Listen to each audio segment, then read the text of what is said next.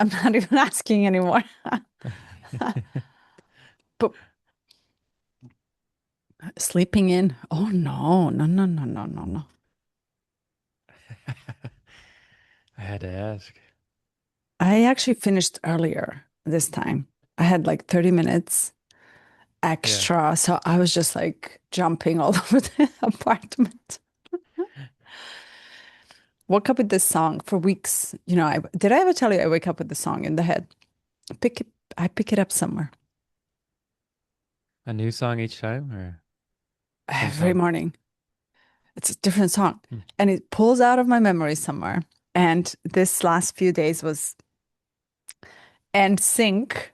And then I Hmm. was all into Backstreet Boys, all into Yeah. Spice Girls. It was just like, holy moly. I couldn't get it out of my head. So this morning I was dancing on the song. Yesterday I was dancing on the same song. I was like, I guess myself from dreams wants to take a chill for a second, just chill, chill, Yeah, you yeah, know, yeah. in 90s with 90s. 90s pop world. It's tearing up my heart. And I'm like, wow, let's just hear what you have to say. And it's beautiful because everybody's crying because they can't stand the heartbreak. Like, how am I going to live without Mm. you?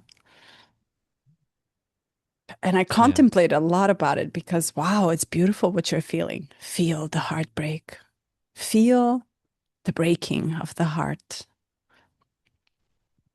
feel the Hmm. desire. Anyway, I'm enjoying it. Hi. Hi, good morning. These are, Be- you're speaking generally for society or people you know, people you're close with. Oh, I'm speaking for myself. It just speaks through the songs for Okay. me. Hmm. Feel everything that pops up, but how? I often this week I was contemplating a lot about the inability for us to feel everything and how freaked out and frightened we are by it. Yeah. And how we tried to explain these states and find someone to blame them for centuries Hmm. backwards. And it's so fascinating to me, the inability to feel, how we cannot feel more than what we practiced. So the practice of feeling is allowing us to feel more and more each time, you know? Anyway, I Yeah. can go on Hmm. and on about this, but yeah. Hmm.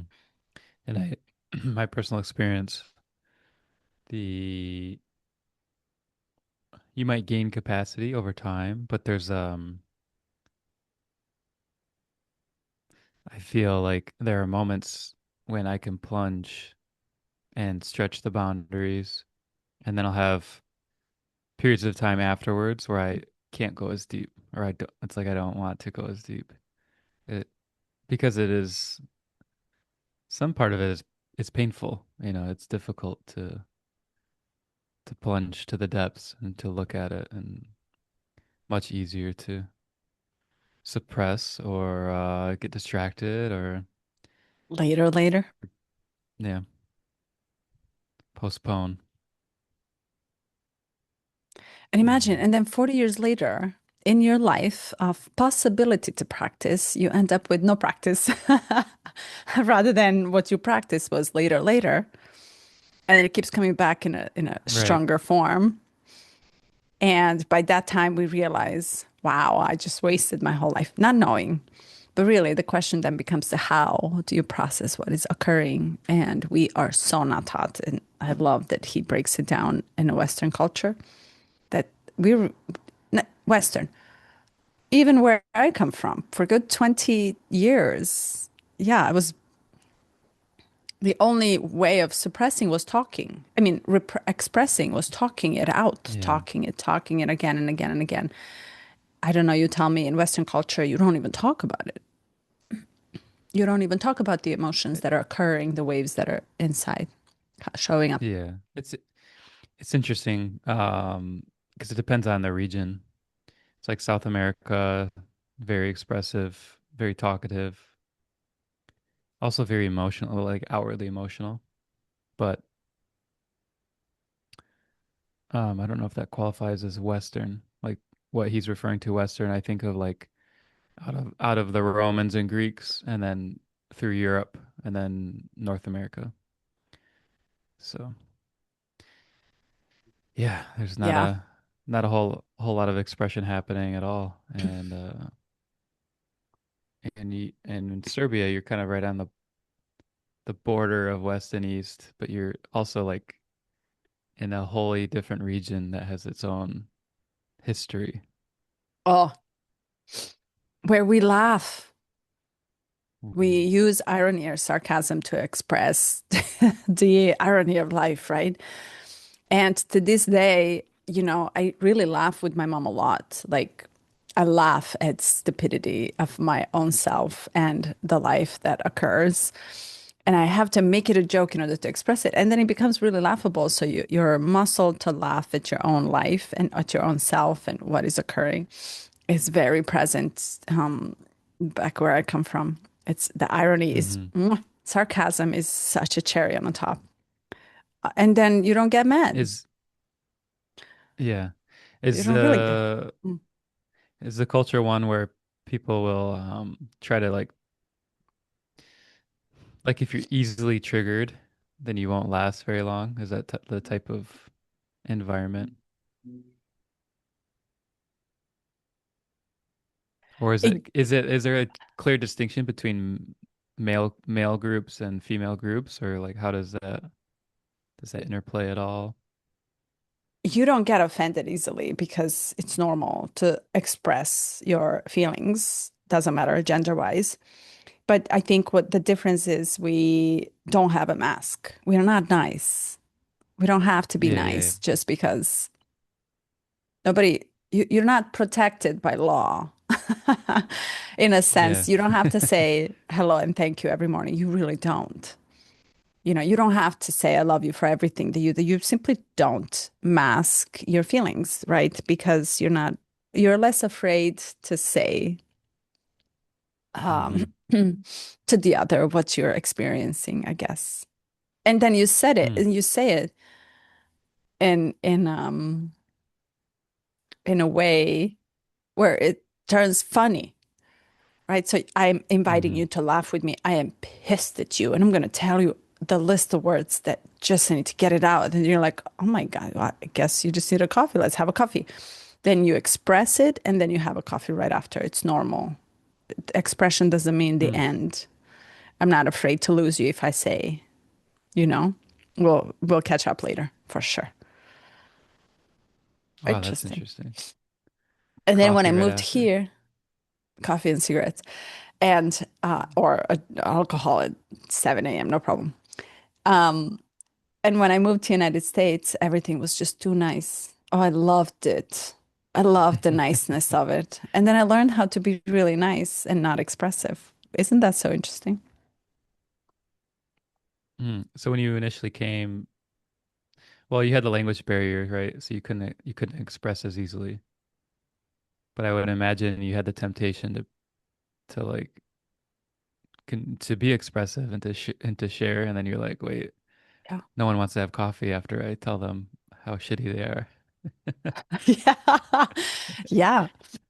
And so I brought the first thing that I brought was paying everyone's bill. And I held that for a good 5, 6 years. And everybody was weirdly shocked by, are you serious? You don't have to. No, this time I pay, next time you pay. It's of course, it was so ingrained in me and like almost imprinted. Mm.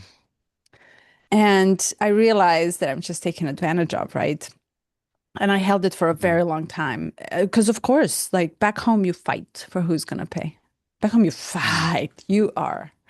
And it's such a dearing thing. It's like, Yeah. absolutely. Are you out of your freaking mind? And then you burst this loving Yeah. hate towards you. How dare you to pay my bills? Like last time you did, there's no way. And then we jump and then we actually become really almost physical. We wrestle. And it's so Hmm. dearing. Here, nobody wrestles. And 5 years later, I'm like, half check, please, right? So, and then you learn how to do Hmm. that and you almost become a product of the space you are in. Same with you. I bet you can say the difference between Michigan and Hawaii and your own self and behavior that you have in a different environment Yeah, yeah. I think years later. not as clear of an example as like who pays for the bill and how you express yourself. And since you grew up in that culture, it's a clear delineation. And I think because Hawaii is Americanized quite a bit, it's also not, there's not like social rules that are clear in that way, but there's more of like how you behave, how you carry yourself, what you say to people, do you honk in the car? Like Hmm. honking. Honking here Yeah. means you want to get out and fight.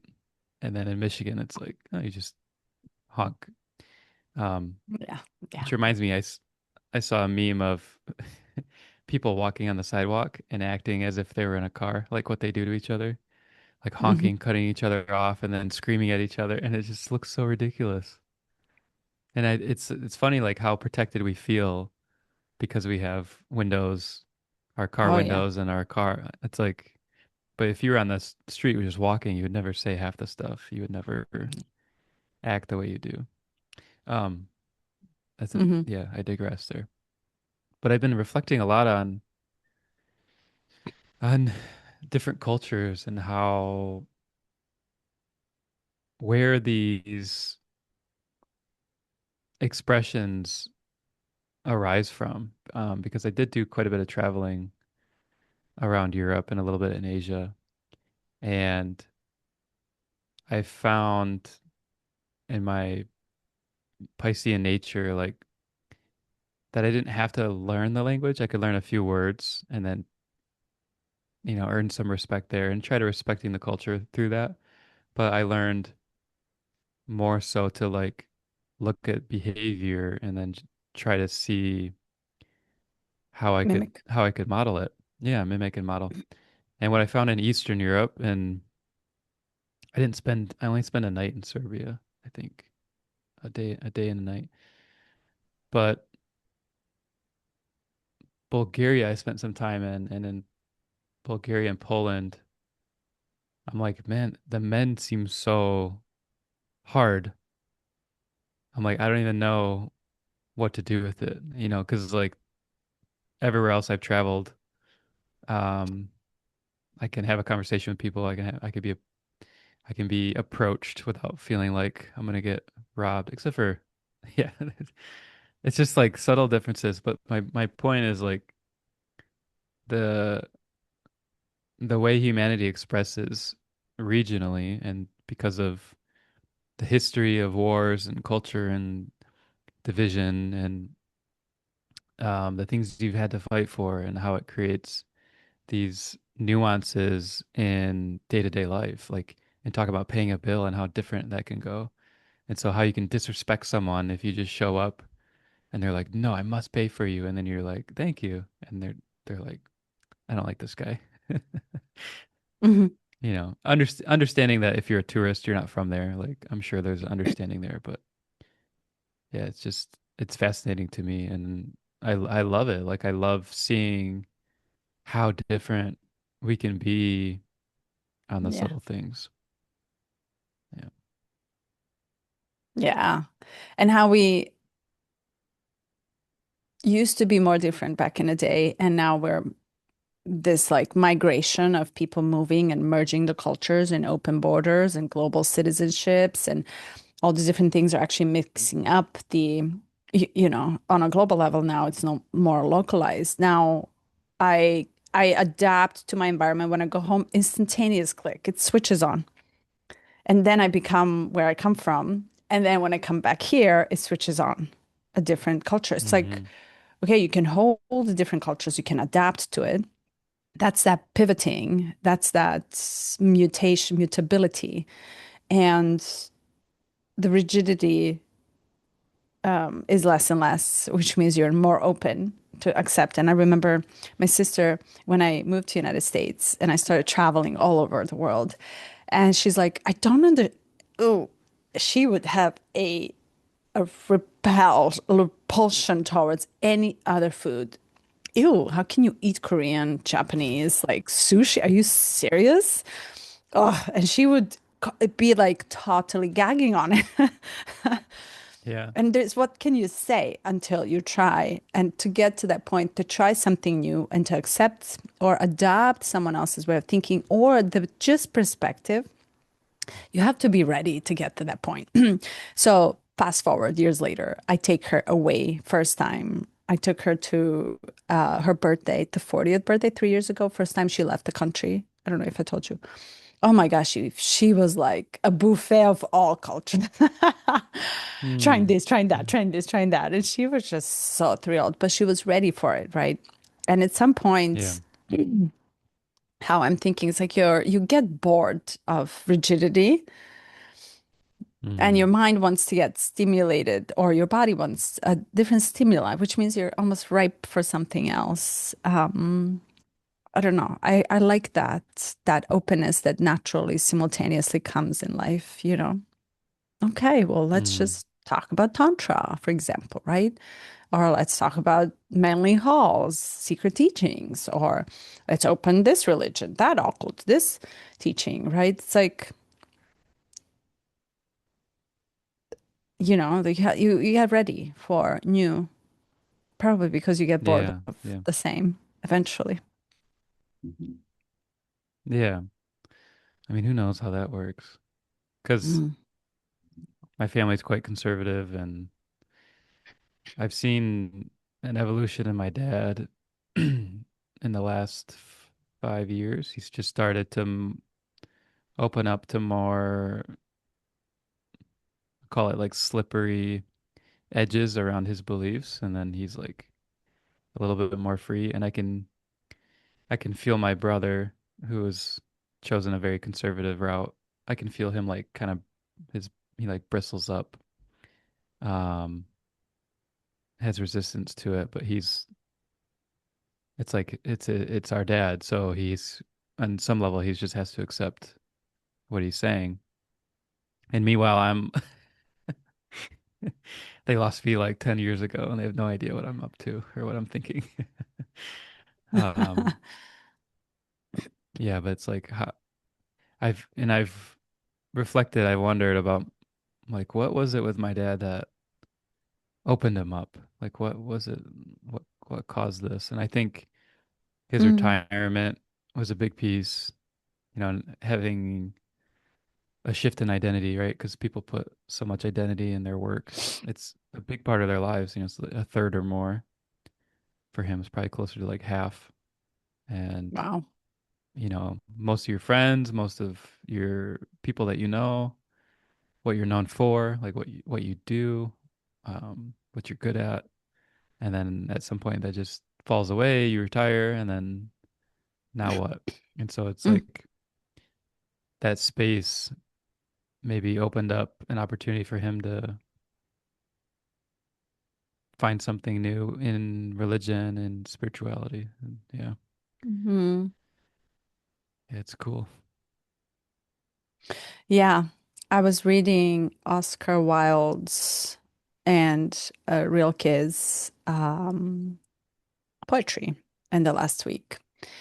And I'm fascinated by how they explain the horizontal way of living life and vertical way of living life, and Mm. how they touch the matters of, you know, cyclical way of life and conformity, or I mean, comfort in knowing versus totally vertical, which is in the moment of what is happening and experiencing. And Mm. I find it so cool to understand that majority of our life we are running away from verticality, which is occurrence in a moment, which is spirit coming in to you, touching you, which is that beauty that we talked about last time, being touched by Yeah. love, experienced through love, through beauty, through aesthetics of nature.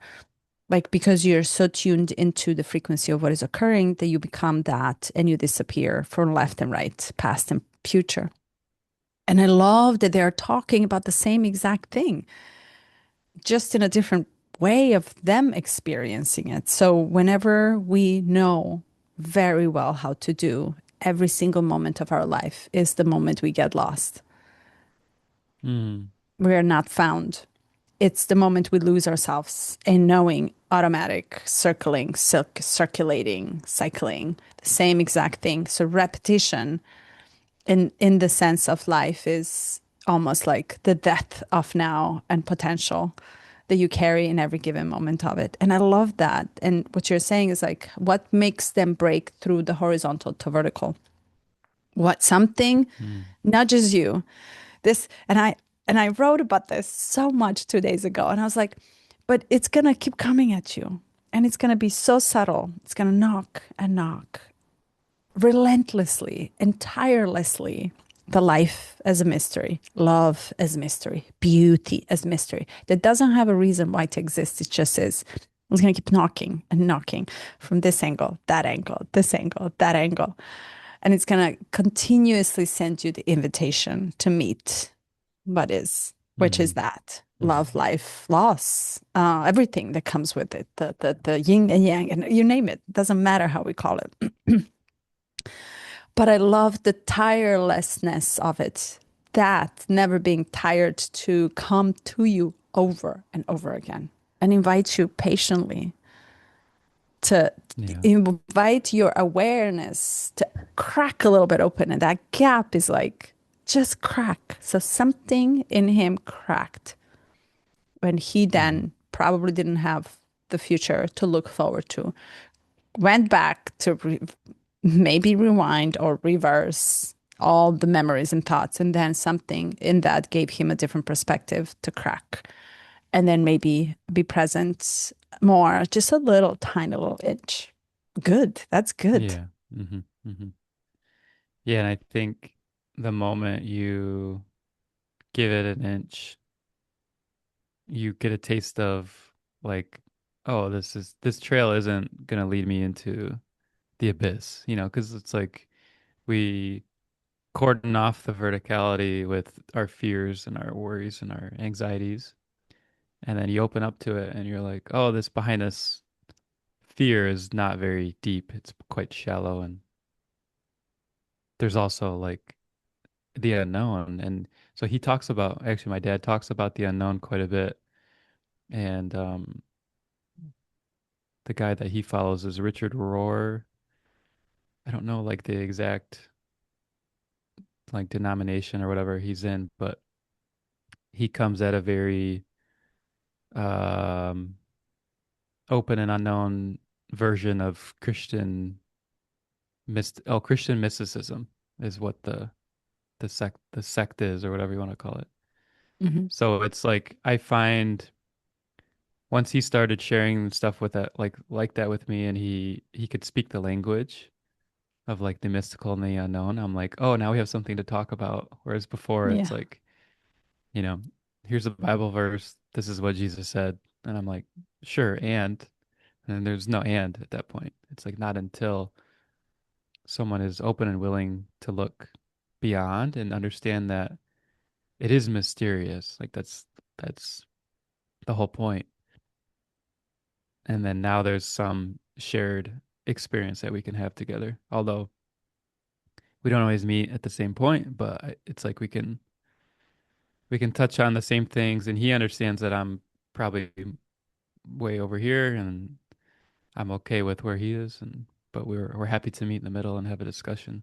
So that's been uh very heartwarming to see. And I Mm. also understand, as much as I wanted it for him, it was nothing I did, and I couldn't possibly have forced Yeah. his perspective to change. In fact, if I had made an effort, it might have created more resistance or more of a wall put up.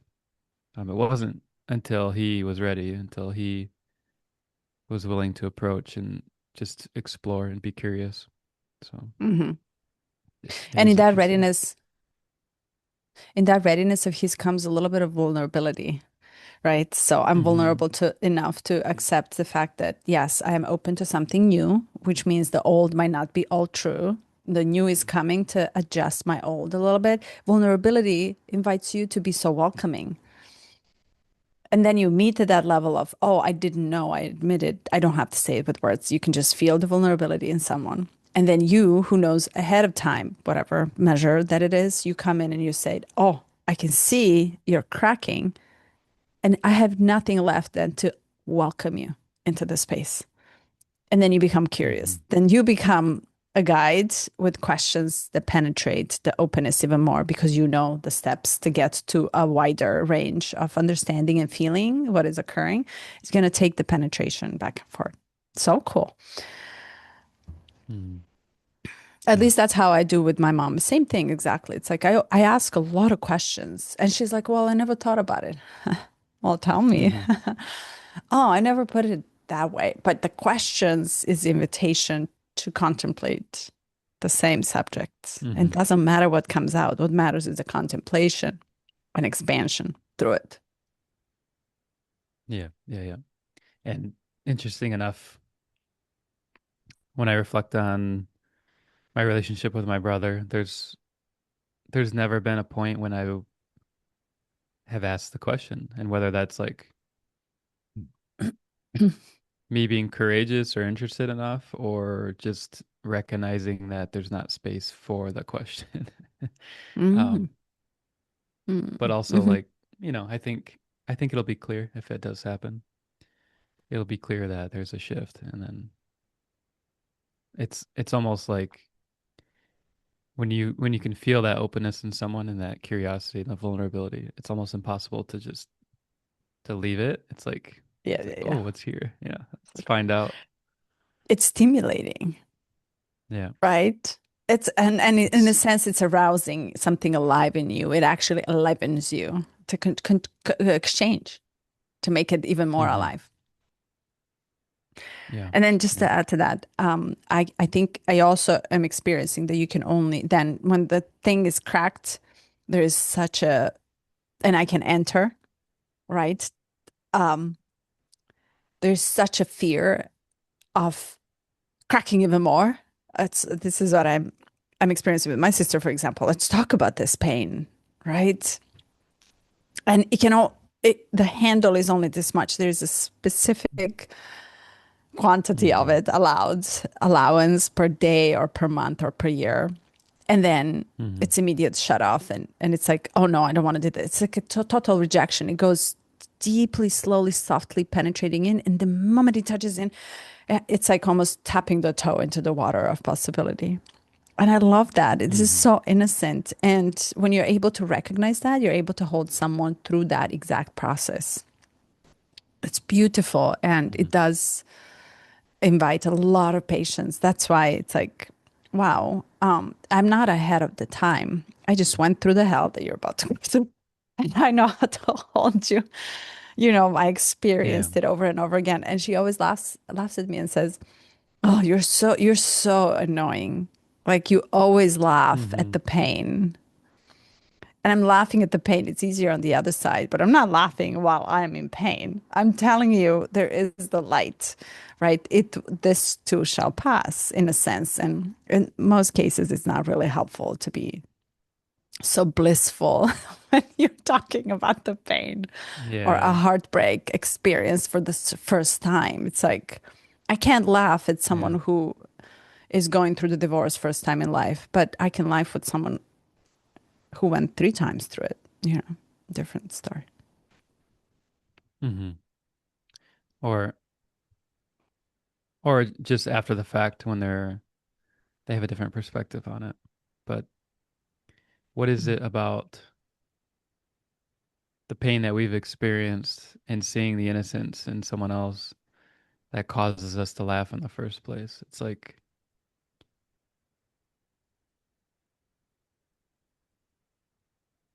because she might see it as being like a little bit cruel, but you're actually the laughter comes with so much care and concern and like relate like you relate like you like I know I know what it's like to go through it, and I'm laughing because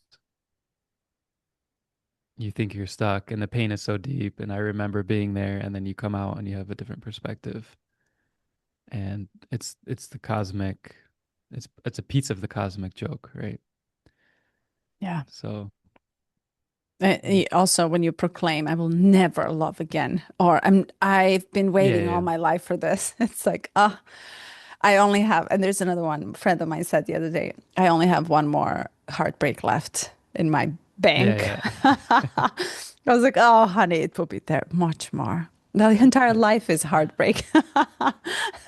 Yeah. If you really think about it, it's like your heart is going to get broken over and over and over again. There's so much more.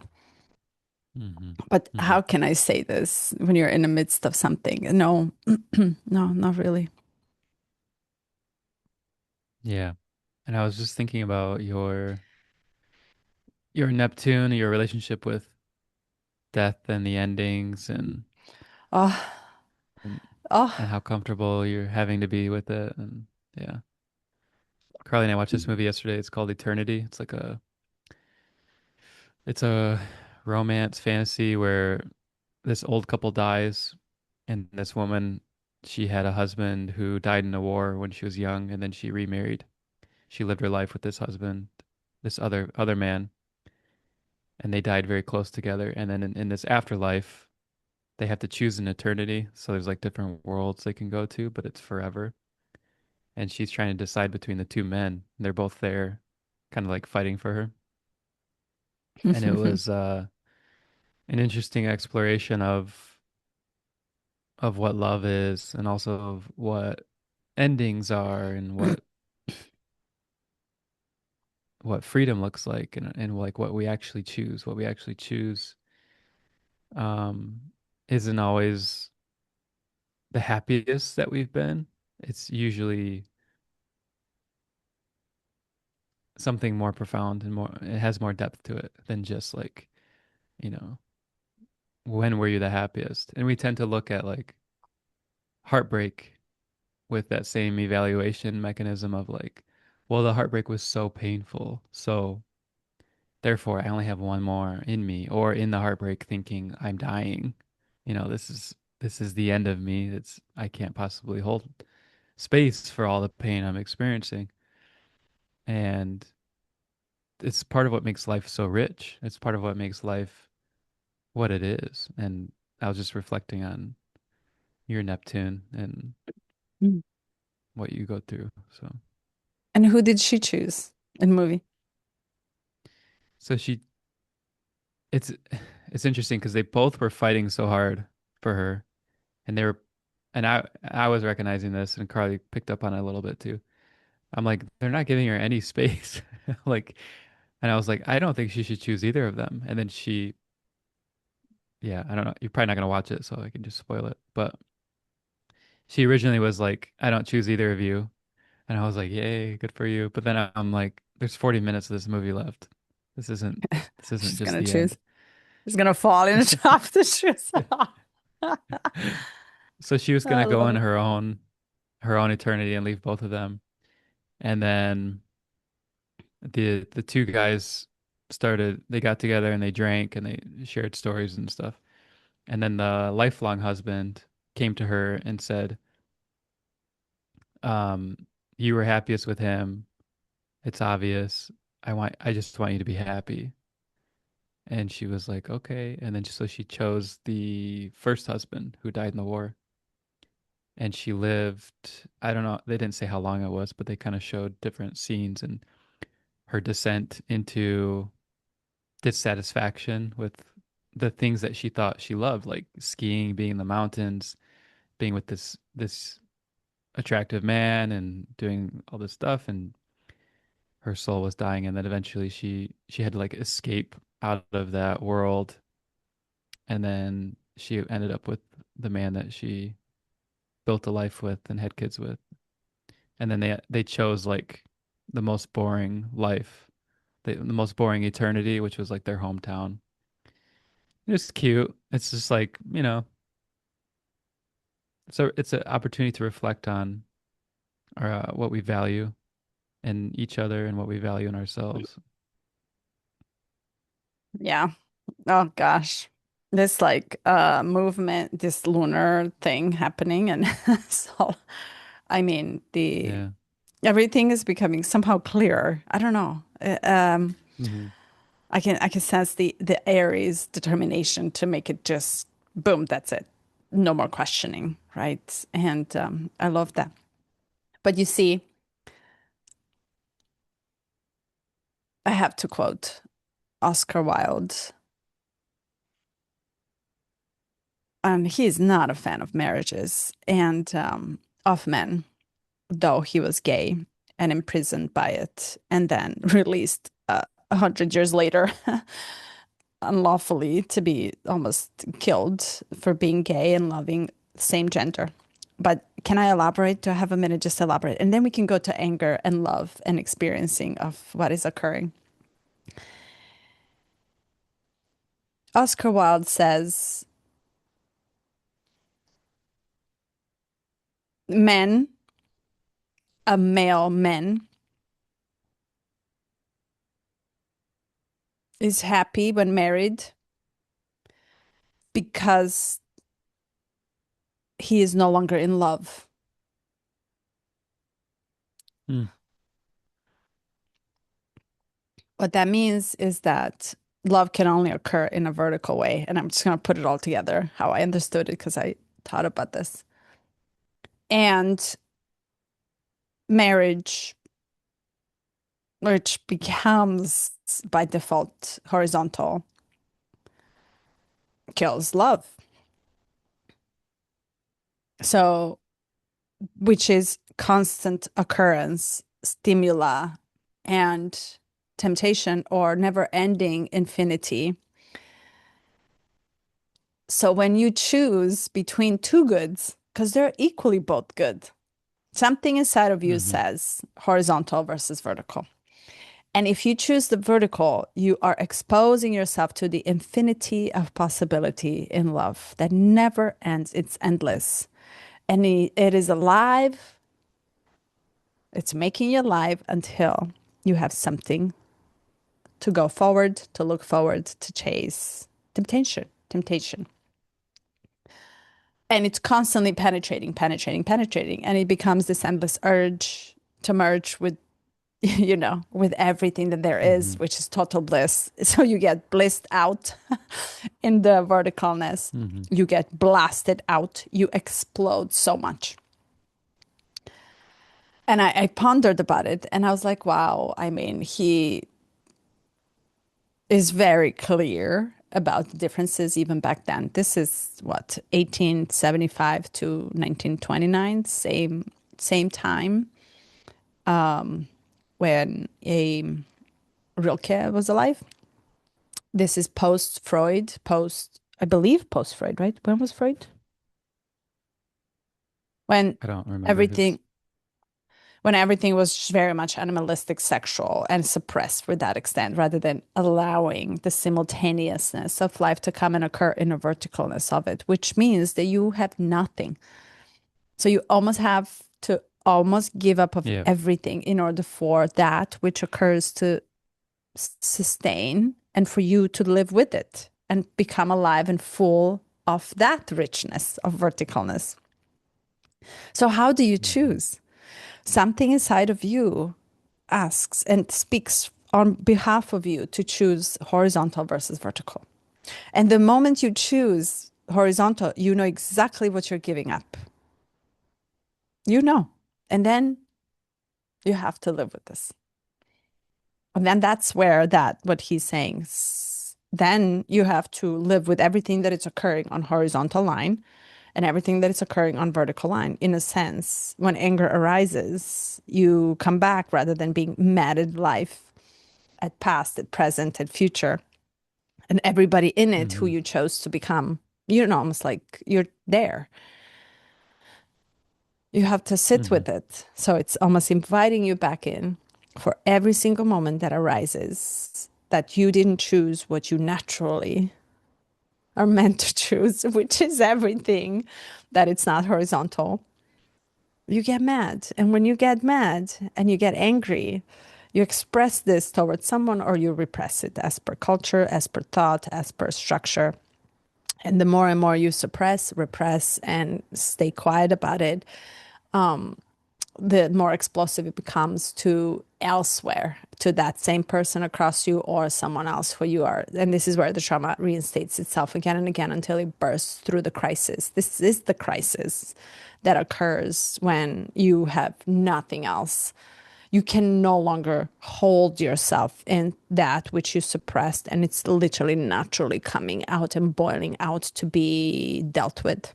So now you deal with it, you express it, and you hold it. I love his okay, you express it and then you feel relief. I love that he explains this as an energy that has to constantly flow, the energy that has to be allowed to be either expressed, suppressed, same exact thing. You're leaving, you are wasting your own energy. I love the idea, or just the concept of sitting in it. And it reminded me of Vita because, yes, Vipassana as well. Something will occur and it will activate you a lot. And as if the energy just flowed up through you, activated everything, it's disturbed your inner states. And now you have to know what to do with it and how to deal with it. And rather than explosive losing it or wasting it, he's inviting you to sit, find it. Where is it in your body? Where is it occurring? Finding it, sit in it so you can actually maintain it. Hmm. There's so much to say on everything you shared. Um, Mm. the Yeah, I'm trying. There's like five things I want to talk about, but let me just start with one. Um, the the verticality thing is very interesting to me because, and I want to tie it back to Wilde's view on marriage and his perspective, and then I have a question about his perspective Mm. on it being a male issue, and then what? Yeah, I'm curious about like what about the female? But I can come back to that. I want to touch first on, I think the verticality approaches you continuously, and like you said, it invites you. Whether whether you've chosen a horizontal structure or a horizontal life, you're still approached with verticality in each moment. And then it reminds me of that clip of Osho I shared with you when he says, "Live dangerously as if there were no social consequences or guilt or and because you begin to play out the verticality and make decisions that are not horizontal, and then you touch on something more close to your source that's within you, and it is dangerous because you might make decisions that could harm your horizontal nature of Yeah. the life you've built, or how people accept you or how people see you, and instead you step into love, like this deep connection with source intelligence that's emanating out of you, and also with this divination, like this involutionary force that's constantly coming down and trying to merge and emerge out of you. Yeah. Any thoughts on that before I ask my other question? It's trying to open you up to what the actually is all about. It's trying to crack you Mm-hmm. open to experience love itself to its nature, which is very vast. So, of course, thread slowly. Do you know how they always say you can't just get there? I don't know where that is, right? But if you speed your train to your evolution, you're going to burst, you're going to die. You can't suppress it. So think about it as when love hits you and you're really in love, you can't help it. You're actually bursting out. Mm-hmm. So I thought about it for these 30 minutes and I was like, oh my God, if I am, I think I'm in love right now at the moment as we're talking. That's why I'm laughing because I'm like, I think I'm going to burst out. I don't know what to do Yeah. while bursting. Cannot sustain me. I cannot hold me. And I really cannot. And I was like, what do you do when you cannot be whole? self, right? You're about to explode. Imagine if you're a ticking bomb. It does feel like a ticking bomb. So I'm Hmm. instantly going like, oh, I need to, I need to come back to center. Let me go. And so my play now is coming back to a 3D life. And I'm like, okay, let me find politics. The first thing I need to grab on is like, what will ground me back into the 3D because I'm about to burst. I'm about to forget how to breathe. I'm about to die and I'm about to die for real. And I don't want to die. I don't want to die. And then I come back and I'm like, okay, let me go back to the past. So my initiation back into 3D is coming back to the past. And what hurts me because I can hold back myself. It is wild. It is wild how much we're afraid of the vastness of that verticality. It is so bananas. We're not ready. I'm saying we are not ready to sustain vastness, which I think comes with that total centeredness. What am I going to do with that much peace inside of me and that much bliss? What am I going to do with that much power coming in? That whole universe showing itself in this mini tiny little speck of sand that I am. I can't take it. I can't take it. I'm not ready. I'm not ready. Right. So later. Do you see Hmm. the trials that we are constantly placed in to play with the bliss and possibility of bliss when we are actually incapacitated? I am incapacitated to hold that much.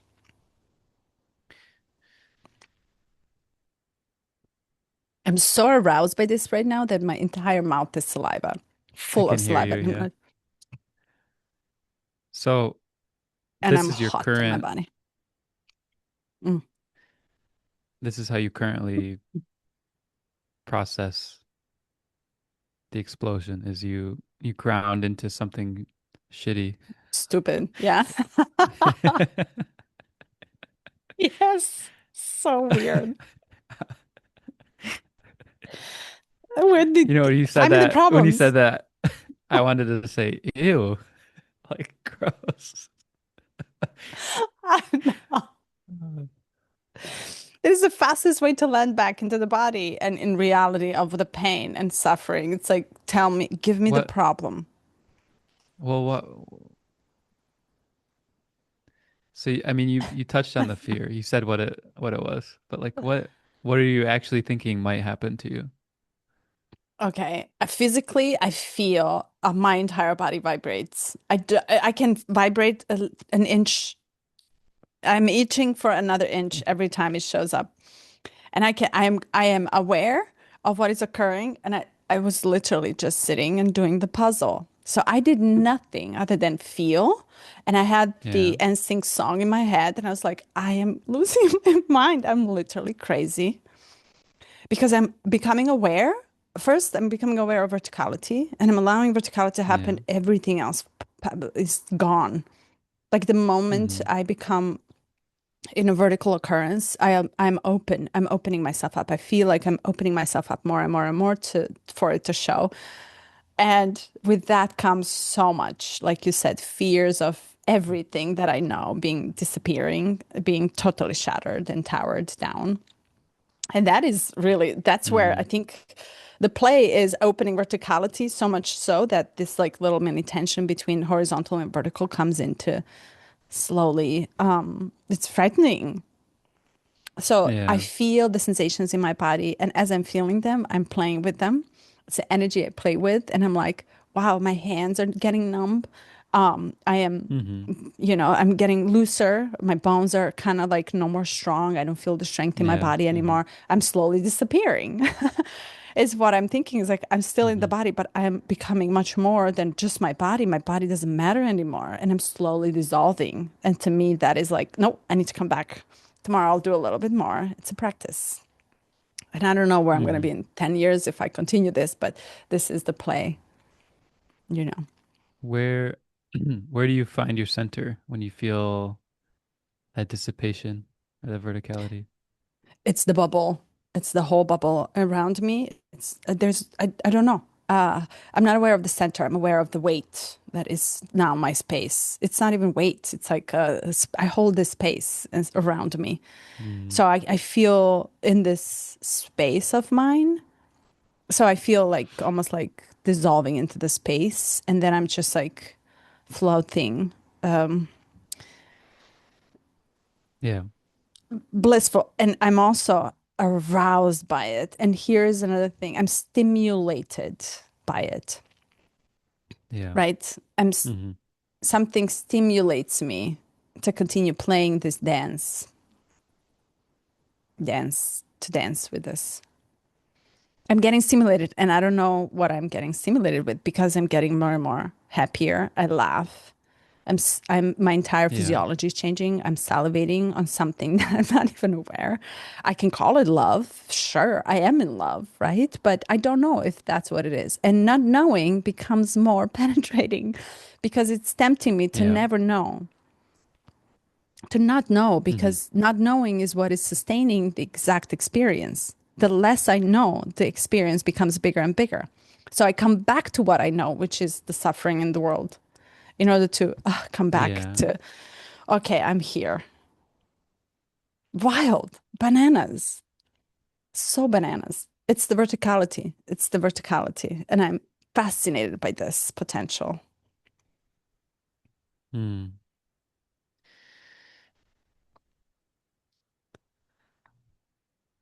Hmm. Yeah, something as I relate to your experience because I have a taste of it. I know the feeling. Um, and from yeah, I'm not sure how it ends for me, and I don't tend to. It's not overwhelming me yet. Mm. It's kind of just like it sits. It gets me to a point, and then it just sits. And of course, I feel that it could continue, but it's not like I don't have this thought around what's happening even. But what I feel is that something that is occurring becomes quantum. And Hmm. that's the inexplainable part of like I it's like I could be here and I could be on the other side of the universe simultaneously. And it's just like there's definitely a some voice that comes in. It's like you're gonna be pulled apart. And then it's because the way you described it, it's like you have a bubble and you're swimming and you're you're lighter, like you don't feel structure as much. But yeah, it's a profound experience in that verticality. And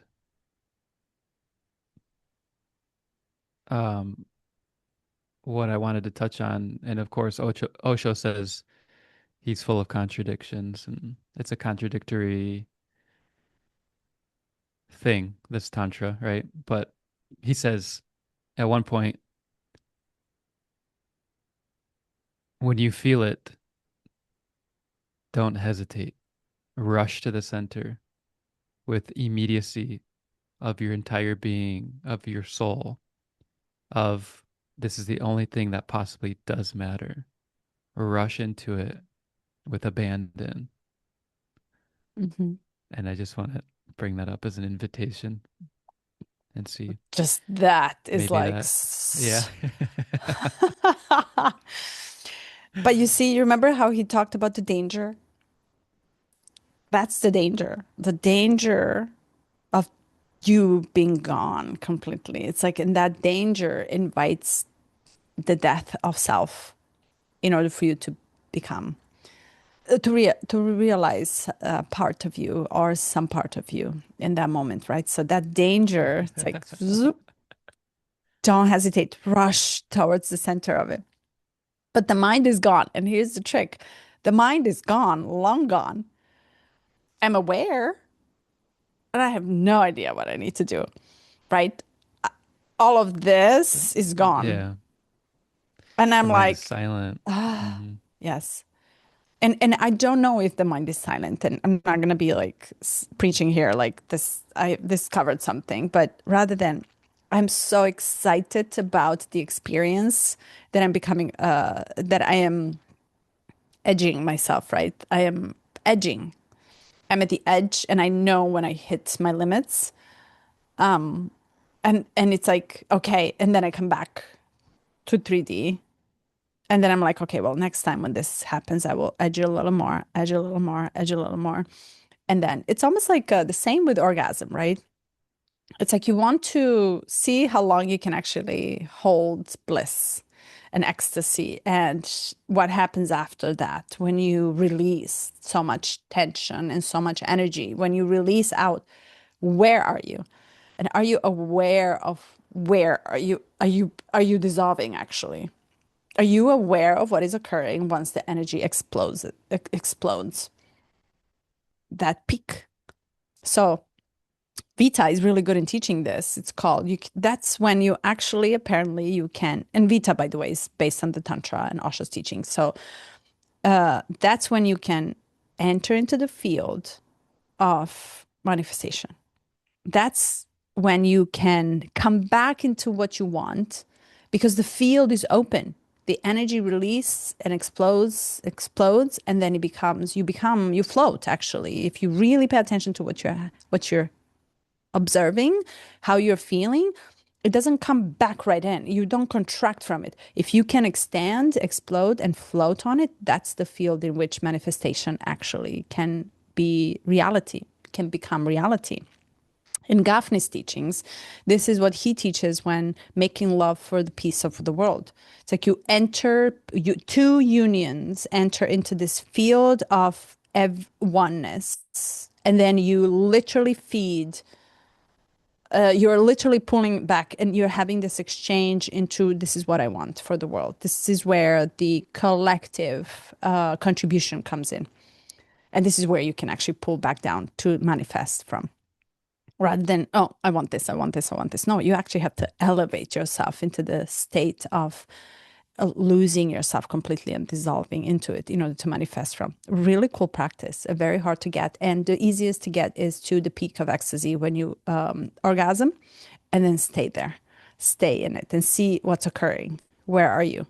Your limbs are light. You don't feel your body. You feel totally discharged. Don't invite your mind. See if you can practice losing your mind longer and longer and longer. You're Mm. like, okay, I'm going to try this next. I'm going to try right then. Yeah, he has he has a technique. Osho has a technique for that too, which makes sense. If you said it's based on the Tantra, Really? which is like Yeah. reach the peak together and then dissolve together. And but the way he described it, it was maybe this is different, but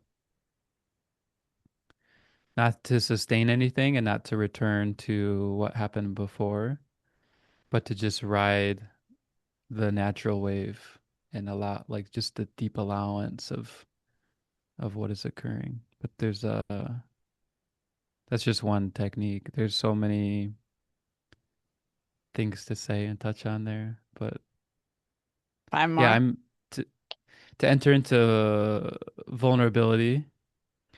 I am quite honestly in a place of confusion about how to proceed sexually, meaning I have this, you could call it white tantra, this clear calling that like, okay, there's something here that I need to explore and learn from. And in doing so, um, the past couple of weeks, I'm like, I'm like, I am not figuring this out. I'm like, I'm sorry, Carly. I just, I, I don't think uh, my my Kegels are strong enough, and she doesn't care. But it's really for me. It's like I thought I had strong pelvic floor muscles, and then I'm realizing in trying to practice more and more, like they're not strong at all.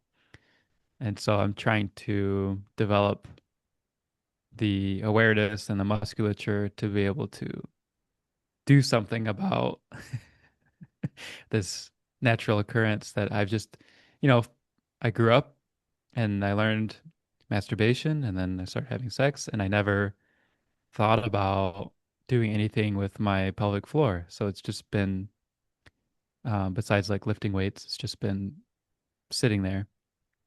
And I'm noticing what I thought I had to do before too was inhalation and then contraction. And now I'm learning exhalation and contraction and also continuous breathing and contraction. And so it's like I know from my breathing patterns that I'm disconnected to my body in that way. And so I'm trying to reconnect. But in the reconnection, I'm feeling so much pleasure. It's like, Mm, and I'm I love. like, it's like overwhelming. So I'm trying to not deny the pleasure. I'm trying to go in like I'm like, okay, this is new. Let me experience it. And then maybe, in time I can develop something out of it and work on it. Because I can feel the quality of life for me, the quality of my mind change when I'm not always just releasing, but I also can feel the anger in suppression. Like that it's like the energy has to go somewhere else. And I'm like, Mm, I'm like caught between two worlds. And I'm just kind of being a Pisces, I'm swimming between the two and allowing just space to be between the two and just to see what happens. Whereas before I would get very rigid about like, oh, I have to do this certain way, which is like a deep suppression because then there's not even the space to explore around like the identification and the structure and the rules that might be involved. So, um, yeah, this is really relevant. It's also very interesting because I've never entered into sexuality with such play before. It's always mm. been, it's always been very serious, almost life Concrete. or death in that way. Yeah. Yeah. But you see, it's different in males versus in females. There's this really cool practice. It's called the microcosmic orbit.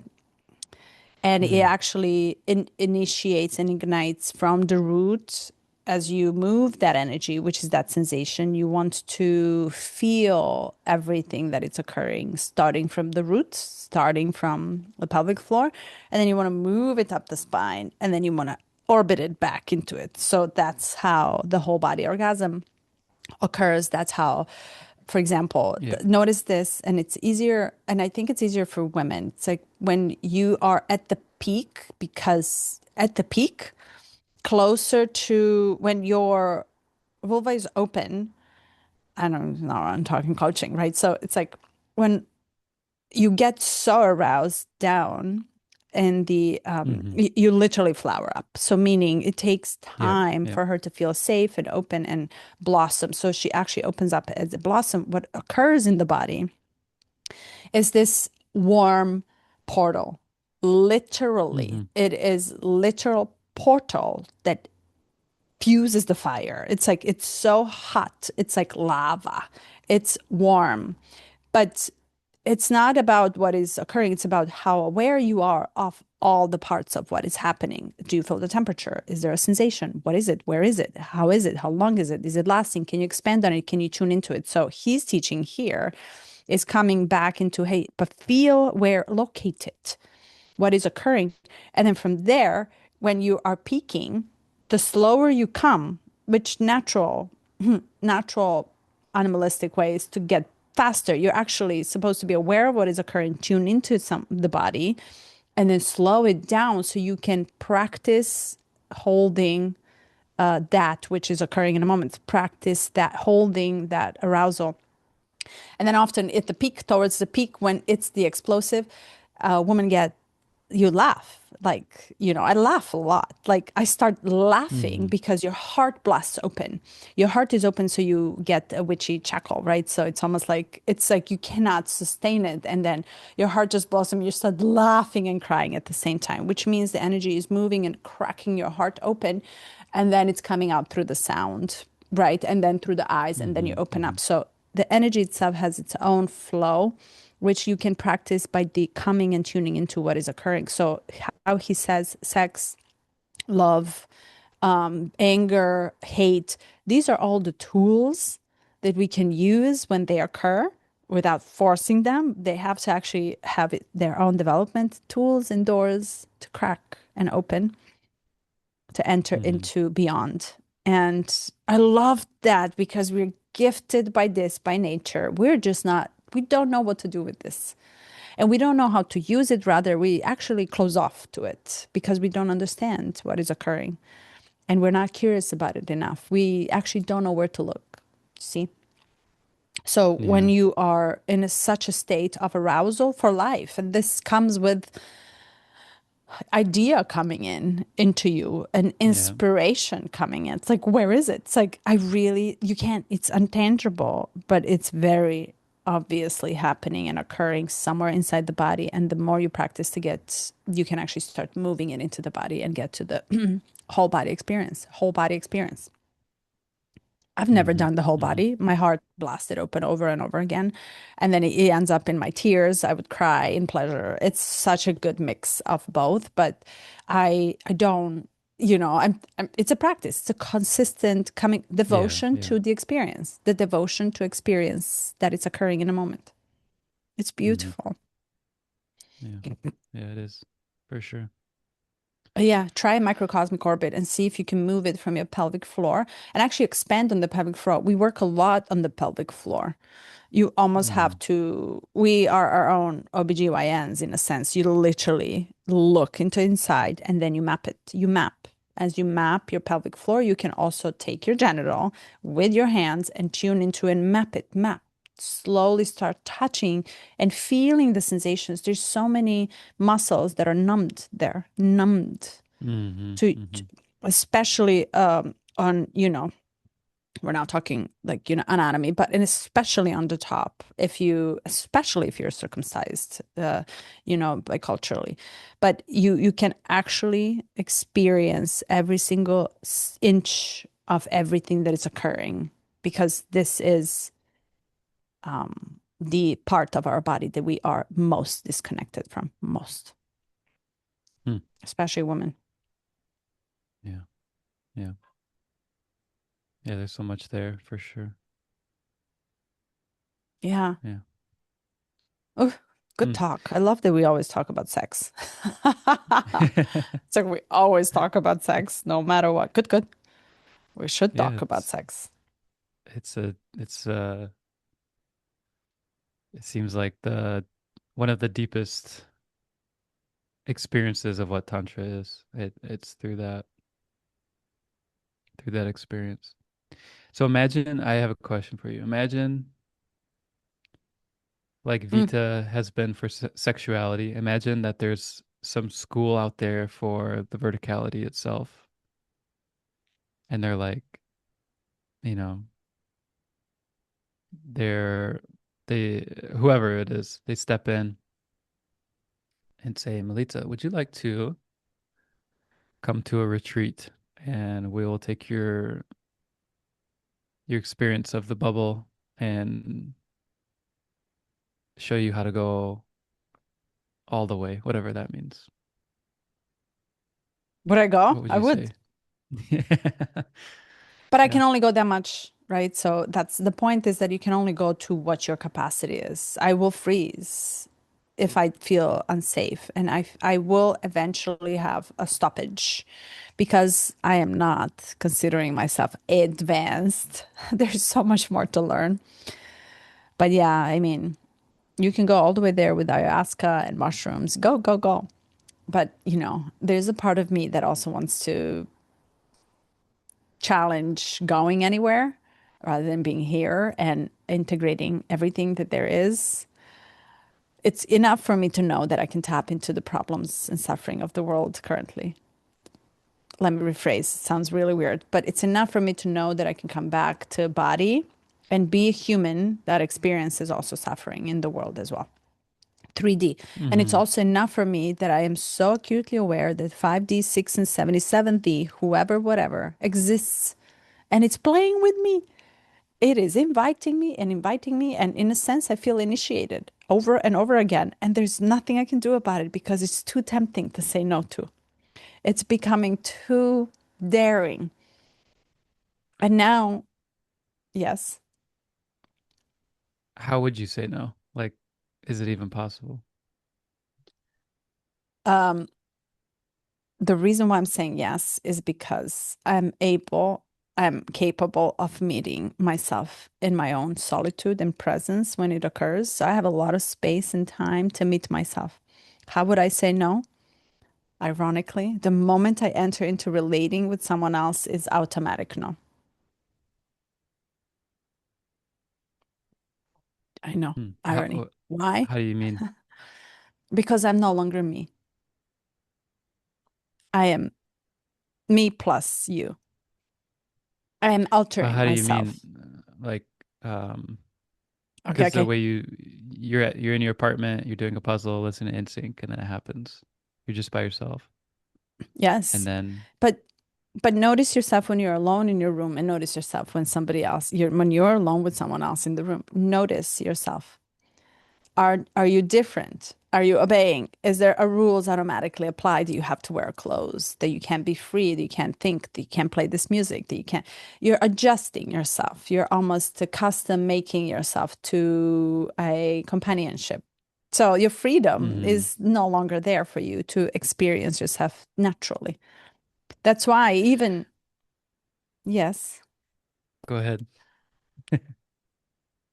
that's why solitude is a necessity even when you are married. It's a necessity. And Hmm. I'm this is not only me talking. This you will find in order for okay, let me backtrack. In order for you to become an artist and a poet of your own life, poet, you have to be able to translate your language to the world that you're living in. So you're absolute in order to touch absolute, you have to be a poet. You have to play with these. You have to be initiated into this like field in between what is possible versus what is happening. Like relative reality and absolute reality. So somewhere there in between, you can be both. And then you become a poet because you no longer can express yourself in this level. You need more. You are getting initiated to become larger and faster than you are. And then you start playing with this. And then you're coming back to be ordinary because in this horizontal life, the ordinarity of normal, okay, or this is where you realize everything you're doing is you're totally unconscious, like you actually are blind. This is where OSHO comes in to transfer this into a total paradox. It's like everything we know of, everything that we know is so not true. Hmm. Because the moment you become a poet and an artist, you're playing with something that is more true than this. Okay. Yeah. And when you start playing with that, which is true, now you are stretched thin. You live in two different worlds and you're actually really legit crazy in your mind because you see what it Hmm. can be. You really In whose have mind? this, your own mind, Yeah. because it's all happening. Mind, meaning you're losing yourself into the two different worlds.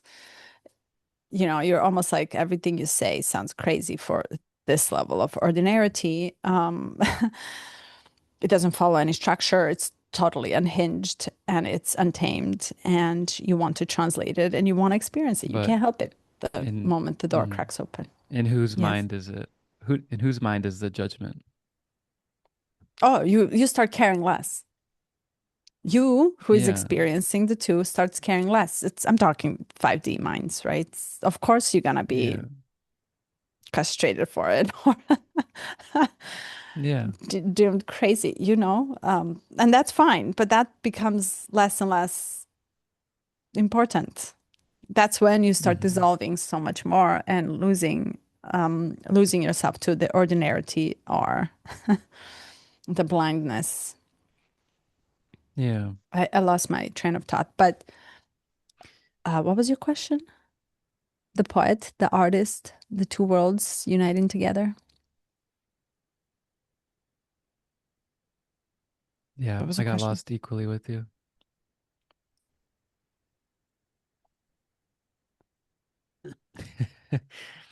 Ah, Um, you're asking the solitude versus being with someone. That's where we started. yeah, yeah, yeah. Hmm. Yeah. So ever wonder Because why being with prides end up in someone the forest? Yeah. in a forest, yeah, or in a mountain. Yeah, because being with someone invites um the second perspective, the third, like third party view, the second party view, however you want to call it. And I notice I'm just like poking at whose mind is it? Whose mind is it? Whose mind is doing the judgment? Because I hear that you are sensing danger coming from outside, but it's the source of the danger is in our mind from our Yeah. perspective of something that's unknown. And I think when Osho says like to live dangerously in this way, to touch verticality and to stay in it. And I imagine I'm like, we'll play it out. Like you have a desire to live in this way and you will appear crazy and you might lose your clothes and you might not show up on time and you might like how it, like whatever it looks like it's different because it's vertical. And I'm like, we'll play it out. There would be consequences, right? And I think, yeah, there would be consequences. And in that moment where you're brought back down to 3D, there's also verticality. And we think it goes away. So the temptation is to say, well, it can't sustain. It can't be as big. It can't be as crazy. I can't lose my mind because it can't sustain. And I want to sustain it. There's a temptation there to hold a piece of it. And I think what's occurring, this is just what's occurring for me is I'm sensing is if I totally let go, I'll lose it all. And it's so Mhm. rich and I don't want to lose it. Yeah.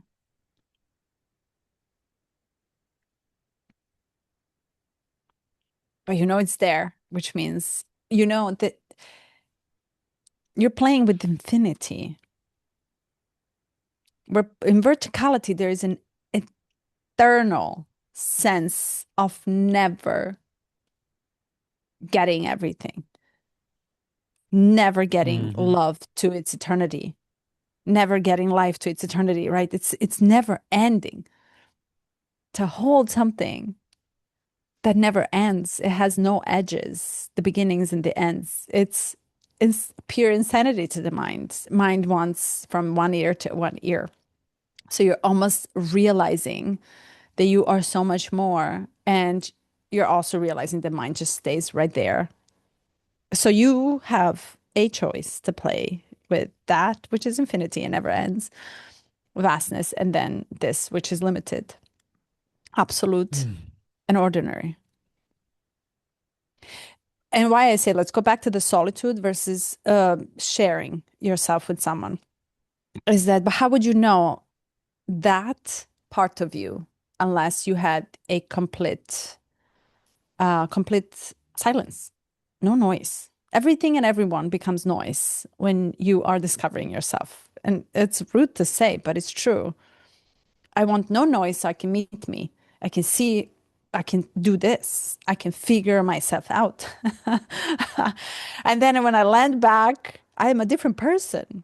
When you and I then engage just 2 hours later, day later, some suggest But a few weeks later.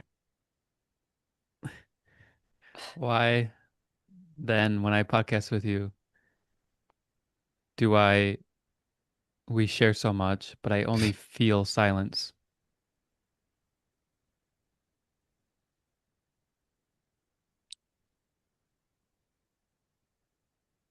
Do you I know will what I tell mean? you why. Because you and I have no nothing together to keep this going. Okay, okay. Let me elaborate. Let's add to Structure. that. Yeah.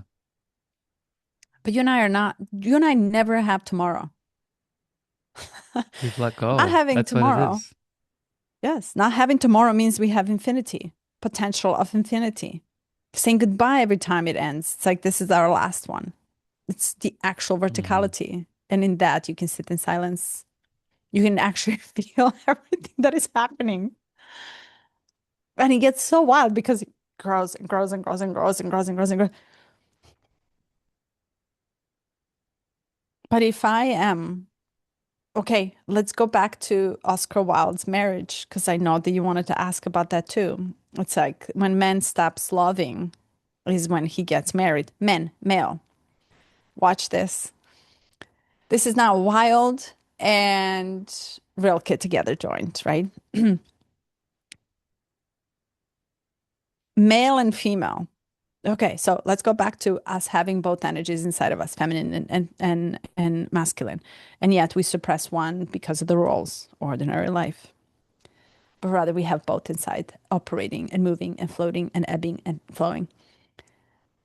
When male and female come together, their ultimate deep down encoded n nuclear family role is to procreate, right? Like everything in nature procreates from positive and negative, right? The plants, the animals, it doesn't matter.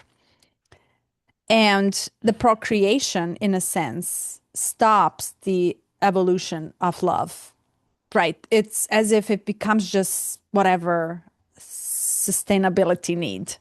I know it sounds terrible, but it's true in a sense. Be open to it. And what occurs often that I am hearing is that the moment the baby pops up and there's another creature creation in the world, a mother, a wife, no longer pays attention to a husband and pays attention to that which created. So this push and pull after the creation occurred between the two opposites is then figured out to a compromise. And then it becomes transactional. So does sex, so does making love, that bed, paying bills, everything else just comes like literally falls upon the two opposites.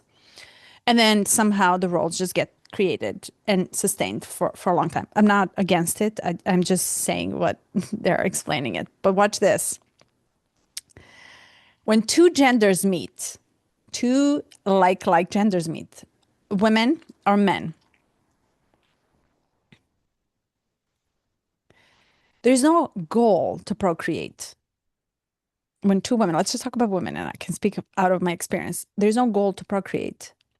There is a total surrender immediately because there is no agenda, first. And the second, there is a full openness to experiencing sensationally everything that is occurring. Because I don't have agenda, because there's no agenda, there's no goal of any, there, we're not reaching anywhere. A woman is able to actually open up to experiencing sensations that are occurring, which literally it becomes vertical. And you will, if you ever talk to a woman who has been with another woman, you will hear the story is very different. The stories then become, I'm blasted open. I touched my soul for the first time. Something in that openness, that through that sensational experience of love, of life, of magic becomes so opening that that experience opens one woman, in this case, open her up to a different level of experiencing life in general. So when she taps to that, which is absolute, through the sensations, she comes back to the ordinary life and is then able to adjust herself to life differently because now she opened herself up to something else within herself. But mind you, it's not woman to woman love. It is the experience of this magic that comes in that opens and cracks you up much more. So you can then come back to and then decide what you want to do because now you discovered yourself in a different realm, different way, different openness, different vastness. There's no goal. So when there is no goal, there's no agenda, there's no judgment to any sides of opposites, you're able to actually surrender and relax into the experience of vertical of whatever that is coming. And that is easy to do with women because there's no genetic procreation need that it's primal to our us as creatures, us as living creatures. Do you see the difference? How wild is this? So ultimately, males in this case are not that complex. Too simple. Too simple. Bound to fail. Bound to fail. So now women who is cracked open, happen up to Vita many times. Many of them came back to males, to their husbands. They're waiting for the prize. And she's like, oh no, what I'm getting from you is not what I want anymore. Hmm. Doomed to fail. So now you are now left with on your own to figure yourself out. So meaning it is, I don't want to say it on recorded line, but you want to play with your feminine energy inside of you too.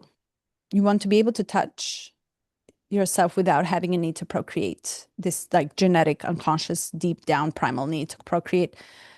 Be with another male and see what opens. See, just saying that probably contracted you, but see if you can open yourself up by being with the like gender to some different experience, to be touched in a different way that does not burden you with obligations, known and unknown, and see what opens up to you.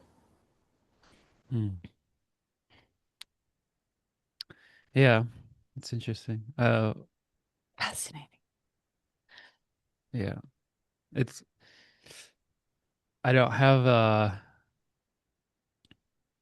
don't have the desire, right? But I do sense that that what you're speaking is true.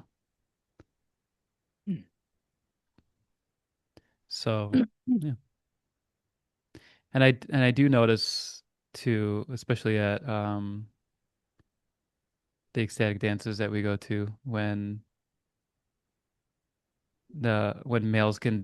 two men can dance together,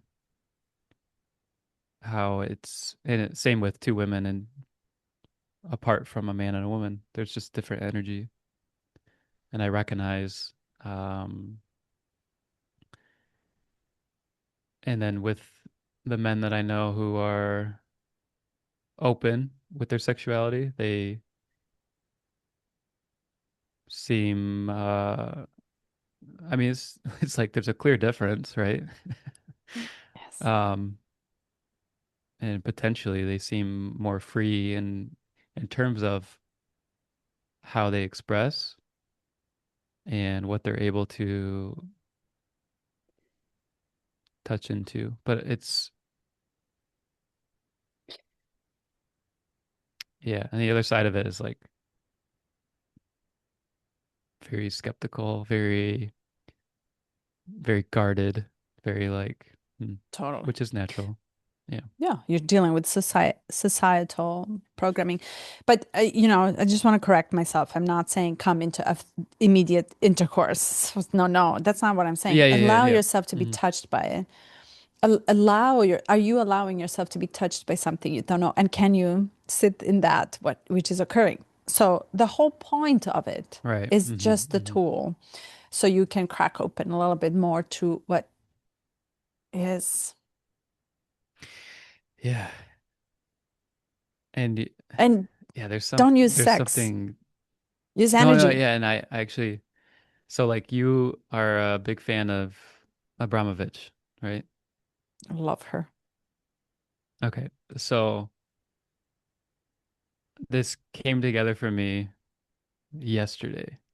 And you've like showed her like I have her books and you've talked about her, you've shared clips with me, and I didn't put two and two together. And I found her through people being afraid of what she's doing. Hmm. And I was exploring that and I'm like, oh yeah, this does seem very dark. And is it connected with evil forces and like who's participating?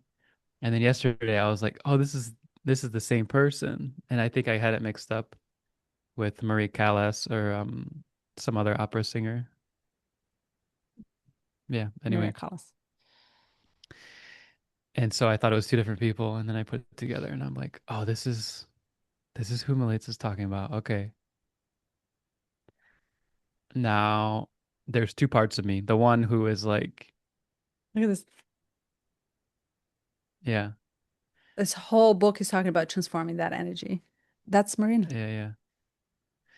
And in you sharing this and you're touching something that's like growing in my awareness, which is like, you're uncomfortable. Hmm. Do you ever Hmm. sit with it?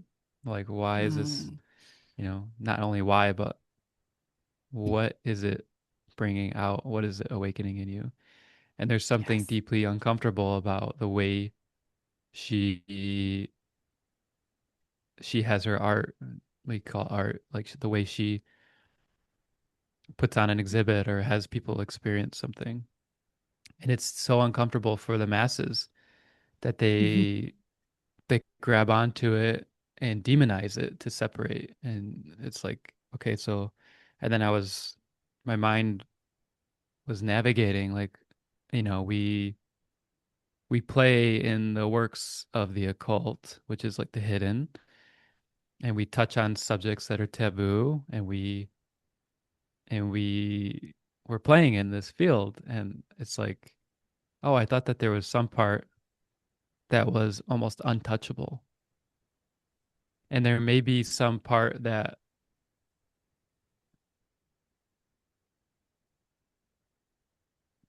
and maybe it's just that awareness alone, that it's like there's a portion of life that that doesn't want to be looked at, and how can I instead look at it and see what is true within, and not true here, or not an identity here, or not a idea about right and wrong, but instead like, well, what is true here, like what's coming from within. And that's that Yeah. energy that's talked about. It's like, if something with such depth arises in us, and what if instead of running the other way, what if we just looked at it? Maybe that's the starting point. I don't know. You can see how. I love it. Yeah. And at that point, it no longer matters what, because it already is. It matters how we Yeah, deal with it. And yes, like, thank you for triggering me. Do you see? It's like yeah, yeah. because you came from nowhere and ignited something in me, and now I have an opportunity to sit with it and experience that which is occurring. Anger, hate, um, Hmm. love, Fear, deep fear. fear, shame. You talked about shame a few weeks ago. But how can I meet me in the moment of occurrence, in the moment when something is ignited and alive inside? And this is the richness. It's like knowing all these parts. And you, I love that he brings, I like that he's not trying to solve it and tell you what to do with it. He's trying to get you to experience it and sit longer with it. Find it. Where is it? So go into the center. Yeah, And then he explains that that which is occurring is bursting out of you. Doesn't matter what it is, you can name it. And what you want to do is keep that energy inside of you, not suppress it, but back into the source. So you can feel rich with it. You can feel filled up with that, which is pure energy, energy in its purity. hmm, So everything else becomes just a tool. Everything is opportunity. Everything is yeah, just another initiation, another subtle knock. And to have someone in yeah, front of you, this is where in doubt, zoom out. I see you, you. a representation. You are a a person who holds the bell that rings for me. Thank you, thank you, thank you, thank you. Ignite me, light me on fire, light me on fire. If there is no fire, you will not be.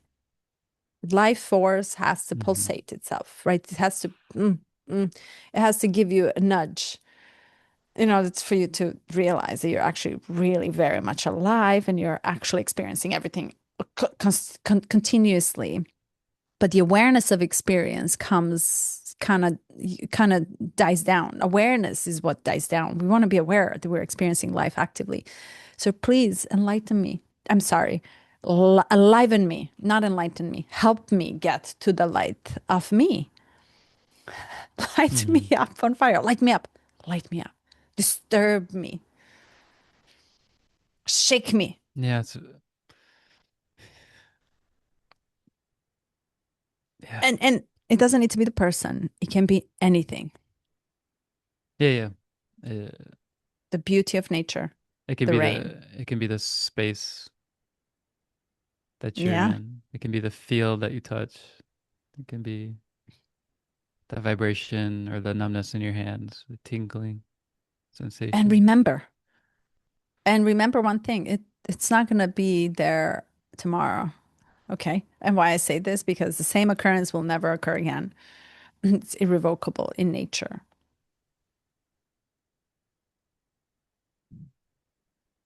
So Mm. we miss chances. We miss so many chances. And then I have Yeah. to sit with the regret of, oh my God, I missed half of my life. And, as your parent comes in 60 and 70, and my grandpa is 90, and he goes back and he's now rewinding everything, making sure everything is correct per his standards, still not living. It lives in a moment when you loosen up. The irony and the laughing at the pain. It's like you loosen up then, and then you really laugh at life. When do we Hmm. laugh? When do we laugh? When was the last time you laughed? Your belly laughed. Hmm. Hmm. Where do you have fun in this life? That all it serves is just no fun. Yeah. Yeah. This last ecstatic dance I went to, I was alone, and at the end of it, there was a sound healing, and this woman was singing, and she was like speaking in tongues, and I was like, okay, all right, here we go. But it just touched some deep part of me, and then, um, I shared with you I have this new health diagnosis, and then we were getting kicked out of our house, and there was a couple, and then I was holding a lot of emotional space for people this past week, and I was just like being Piscean and like, okay, yeah, well, we got this. We're good. We're gonna get through it. And then I'm just laying there, and then it all hit at once, and I was like, oh my God, I'm gonna burst in tears. And I Hmm. was like, I don't have anyone near me who I trust, and it was like Hmm. it was like building and building and building, and then after they do like quiet circle and they like share, and typically I get up and leave at that point. And I'm like, I'm gonna be sitting here like bawling. And then like my worst fear was like everyone's gonna come around me and put hands on me, which is gonna make it 10 times worse. And I'm like, I can't do this. So I was like, I consciously went, this isn't safe right now, and I'm just gonna bring it back in. But I recognized in that moment the potential to just live dangerously and be like, okay, like bawling is what I need, and who cares who's around or if this is the appropriate place to do it. Uh, yeah. So, like you said, inching forward, inching to the awareness, and perhaps allowing more the next time. And I brought up the OSHO thing of like going, like rushing to it with as if as if tomorrow wasn't guaranteed. Like, wouldn't you just take the opportunity, right? And I think there's moments when the circumstances do line up really well, and you can like rush into it and just be like, okay, like this is the time. And I think there's an invitation there to just gain even more awareness about time is this the time when I can do it? And then knowing, because I think we train ourselves to say, oh, okay, tomorrow. Oh, okay, tomorrow. And then if that becomes Later. like the habit, and then the right opportunity is right in front of us, and then we go, no, no, I always say it's tomorrow. It can't be right now. See? Hmm. And I think that's the invitation itself. 100%. And that later leaves the missed chance. Yeah. And the question is, now you have to sit with potentially never having another chance in life. Be Yeah. real. What gives you the chance? Right? Yes, it will. We can't lean. This is why we lean on future. And there's Denise, one of my really good friends. She said, we always leave the pleasures for later. Next Friday, in a few Mm. years, when we have more money, we'll go travel, we'll experience this and that. But who guarantees you later is there? There's no guarantee for later. You only have now. And if now there's an idea, then now you do something about it. If now there's a momentum, you hop on that momentum. You don't want to waste it. You don't want to waste it. Rich life is less waste, Yeah. in a sense. No, rich life is Fully less and lived. less regrets. Yeah, fully. And what is Mm. fully lived? Fully, fuller life is taking what is given to you. Mm-hmm. Yeah. Without shame or guilt or remorse or projection. Fear, the Mm-hmm. fear is real. The fear stops us. The mind will stop you. The mind will stop us from moving beyond it. It's Mm-hmm. role to be limited, you Mm-hmm. know. Yeah. And to transcend the mind, you have to know that the beyond and believe and be devoted to that which is beyond your knowledge. What? Sorry, my little one came over. He's trying to be quiet and he shook my hand. He's 2.5. No. It's so cute. He shook my hand. Are we on time? Yeah, almost. Wow, Yeah. this was good. This was phenomenal. Is there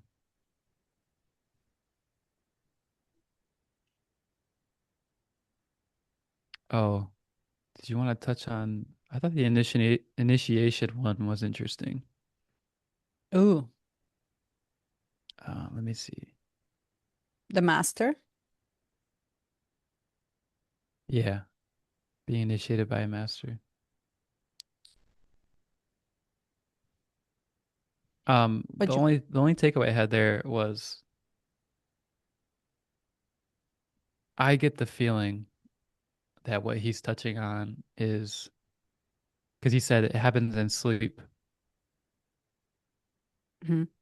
And I'm like, this isn't like you go to the feet of the master and watch like what many people did with Osho, watch him talk. And then, I mean, maybe he gave it in conscious, awake living, but I feel, I think there's a world that we are not attuned to and it happens in our sleep. And I think it's this astral dream, unconscious perspective. And the more and more I lean into the mystical, the more I'm like believing that the astral world is quite real. And I think there are many masters who when knowing when you're ready to receive, they drop something into you unconsciously. But what was interesting is he took the individual's question, which was like a deep need for understanding which technique was right for them. And basically he said it's it's only when you're ready and it happens in your sleep and you might not even know about it like consciously. Meaning again, time to let go. Mhm.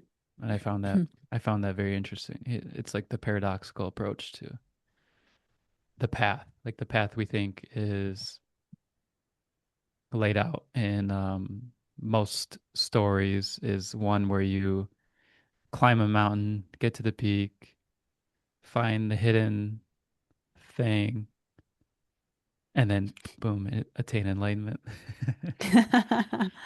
How silly. And Yeah. it also makes a big question of why do you need a master when you can just go beyond? When if this is all Hmm. done unconsciously in a state of hypnosis when you're not even aware, you're actually connecting to that which is higher self or something higher Yeah. than you. And because now you have a master who's going to tell you what to do, and rather than you actually really know what you need to do. Maybe that's the deepest truth. Maybe that's what it is. The master is within you. Hmm. And we keep giving our power away by assuming it's from someone else. Religion did us good to believe in a pope and a representative of that, which is God, which we never will know unless we feel it. Transpersonal development, so good. And it speaks about exactly the same. It's like you, when you become a, can I just go back to poetry? Yeah. This is Aurora for me. What Aurora is for you in music, this is what is, I'm like really obsessed with it right now. But it talks about how did Sufis reach to that, which is unconditional, which is so a love that it's so blissful that they became drunkards for the rest of their life, Hmm. drinking wine from the source directly.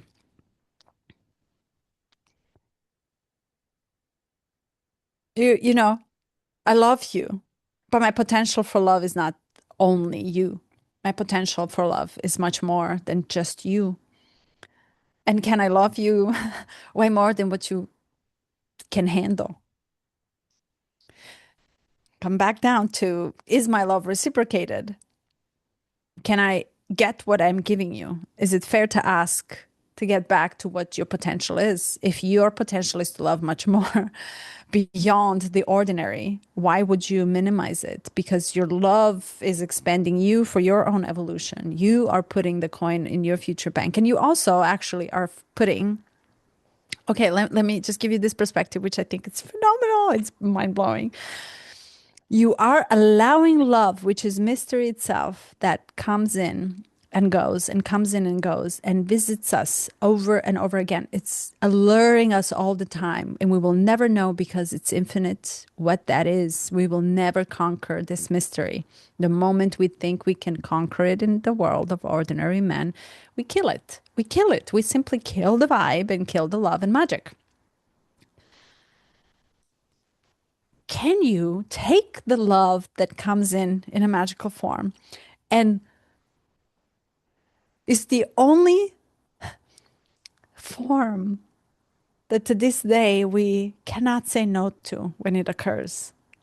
We are actually blissed out by the occurrence of love coming in and visiting. She comes in and literally destroys us completely. We lose our mind. We become totally out of our mind. And she teaches us to that which we take and we absorb in to come give her back to continuing to evolve herself.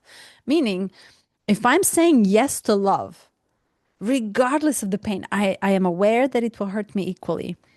I am then also manifesting love itself back.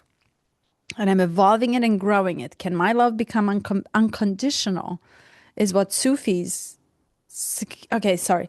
My love for you became much more than you, which is conditioned by default.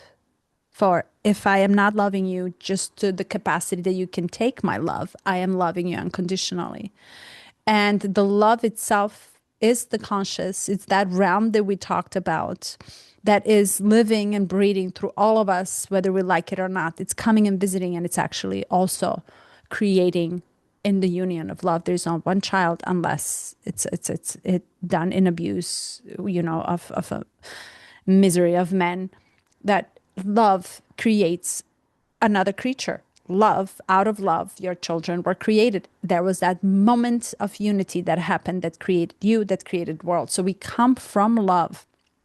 We are love itself. We are offered to become love, that it's not conditional. We are constantly penetrated to become unconditional in our love, to go beyond what we know and to experience that which will make us drunk for the rest of our life.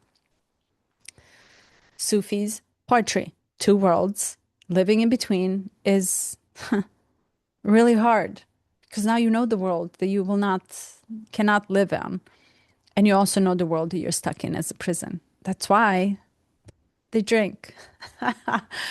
That's why it's like all the poems are like, oh, I will never attain that, which is deity itself, which is God itself, because it's so beyond my comprehension.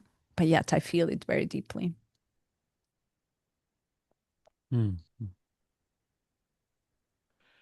I really Yeah. get lost when I think about this and when I contemplate about this, and I'm getting more and more lost in it. And I love it because I'm losing myself deeper and deeper in it.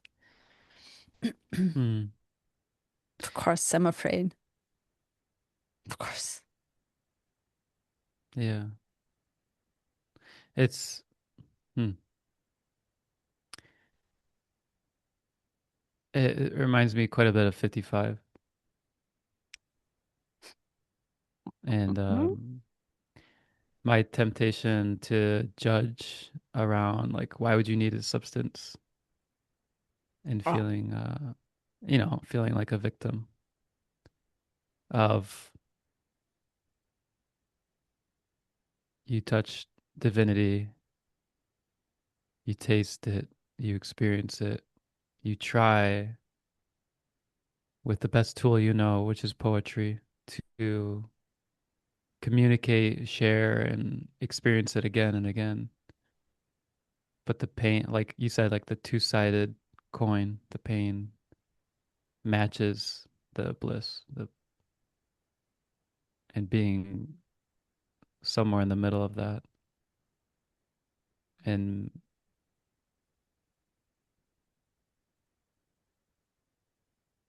yeah, I think my heart is fearful of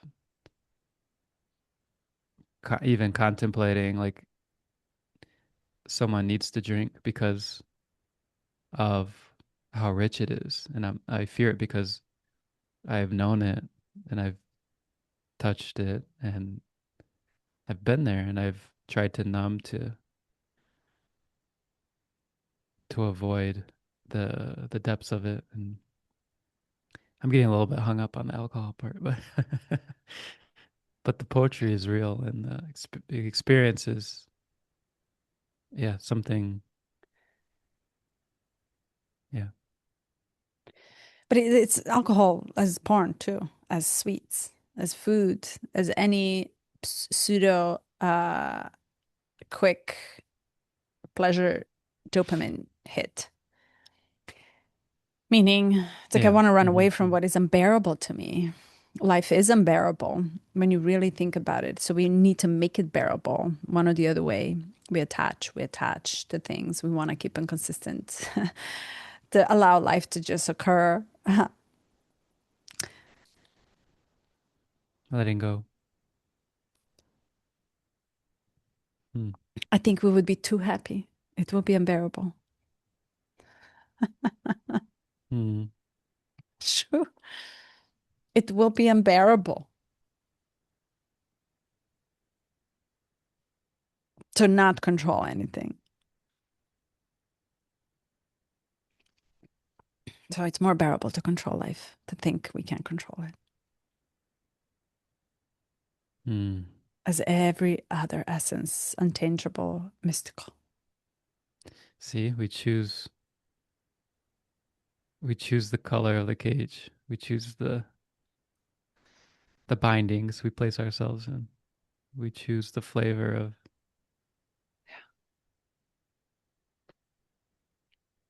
we choose the flavor of oppression that we that makes it bearable. And yet we Yeah. long for freedom. The Yeah. paradox of freedom, which is always here. Prison. Yeah. When I was Yeah. when I was really young in my Christian upbringing, I'd always said, "Oh, I realize you can't really see me because of that window back there. Sorry about that." I realized I was like, I want to be someone who, if I wound up in prison, that I would just be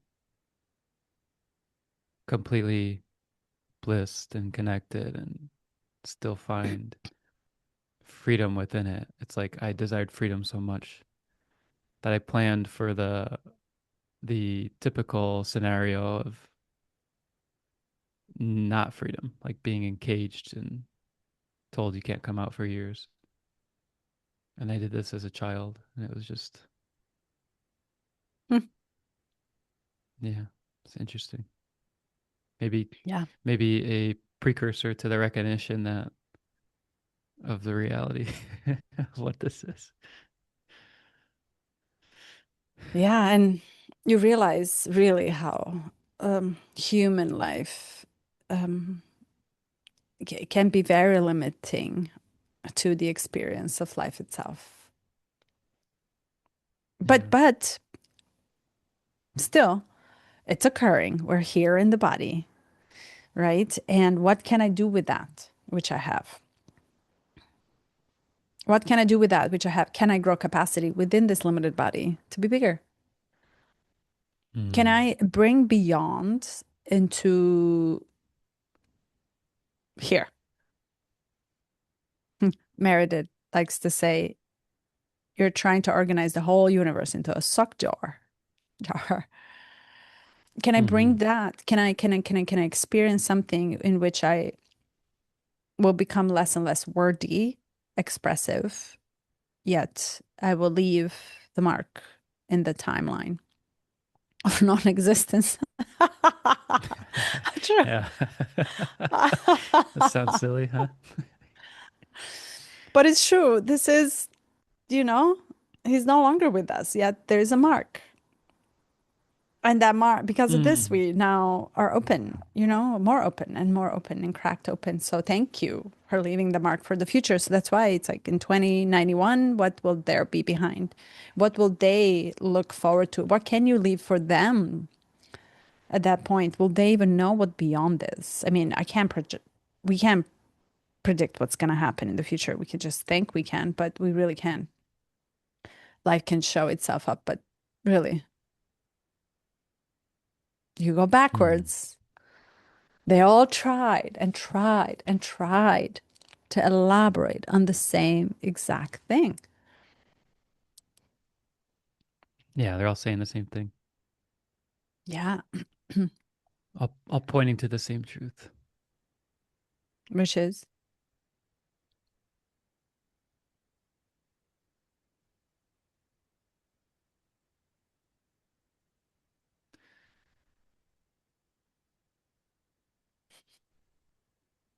This is where poetry is needed. yeah, ta, ta, ta, ta. It all makes sense then, there, because it will tell you what you don't ever dare to speak about. That's Hmm. why not everybody can actually be a poet because it's really hard to tap so deeply, so vastly, so beyond yourself that you totally, you absolutely give up of everything. You know, you are absorbed by the burden of experience, of vastness to nothingness, of everythingness to, and it's secure. You are so heavy that you literally last breath you have is to pulsate out the words for the generations. It's not even for you. You give up of everything, including what you're saying.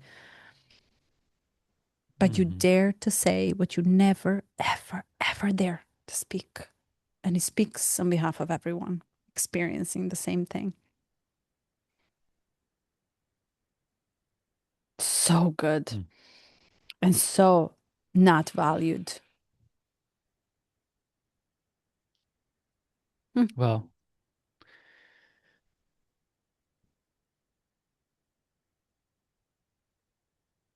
though, yeah, what I want to say in value